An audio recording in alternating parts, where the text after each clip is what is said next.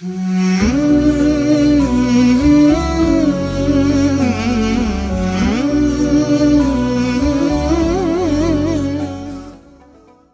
kasih masih bersama kami, masih di kajian Islam atau Kalam. Masih membahas nih tentang keutamaan malam Lailatul Qadar. Jadi Ustadz, pertanyaan terakhir nih, bagaimana sih ciri-ciri orang yang mendapatkan malam Lailatul Qadar ini? Orang-orang yang dipilih oleh Allah Subhanahu wa taala untuk mendapatkan Lailatul Qadar ini adalah setelah ia mendapatkan Lailatul Qadar, keistiqomahannya semakin bertambah.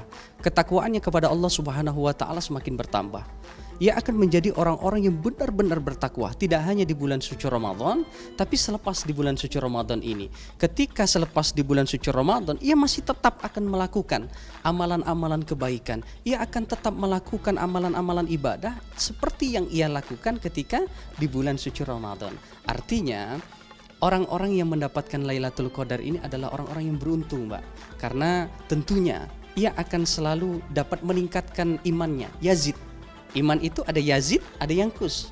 Nah, ketika iman yazid, enak kita jadi manusia, Mbak. Contoh mbaknya seumpamanya imannya lagi yazid, artinya lagi bertambah, artinya kan, oh itu lagi seneng-senengnya sholat, baca Al-Quran, lagi seneng-senengnya, itu dalam keadaan imannya lagi naik. Tapi ketika yangkus, ketika iman itu berkurang, mulai, Mbak, sholat males, azan Allahu Akbar, gitu dulu, kan. Sudah itu mau baca Quran, baru baca sebaris, sudah jadilah. Itu ketika iman kita yangkus. Tapi orang yang mendapatkan Lailatul Qadar ini diberikan kelebihan oleh Allah Subhanahu wa taala.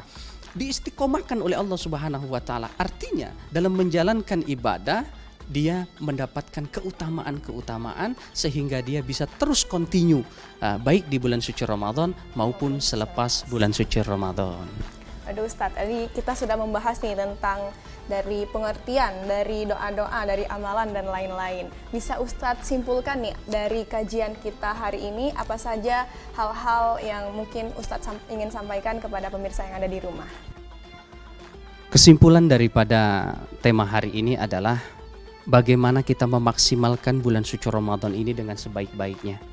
Jangan sampai ada satu hari pun, ada satu malam pun yang terlewat dari amalan-amalan ibadah.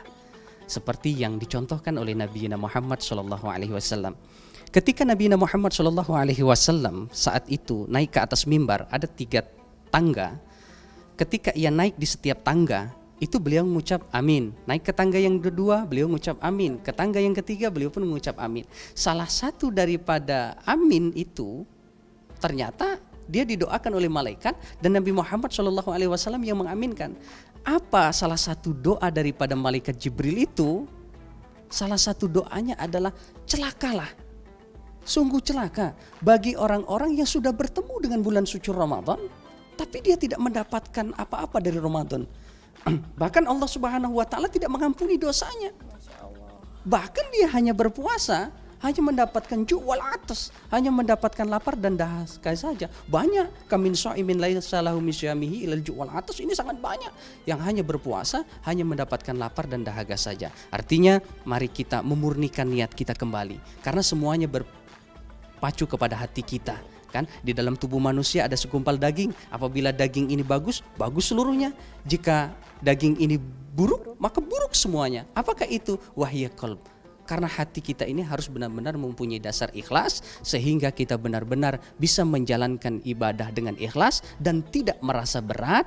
Untuk apa? Untuk mendapat pahala dari Allah Subhanahu wa taala dan diampuni semua dosa-dosa kita. Masya Allah.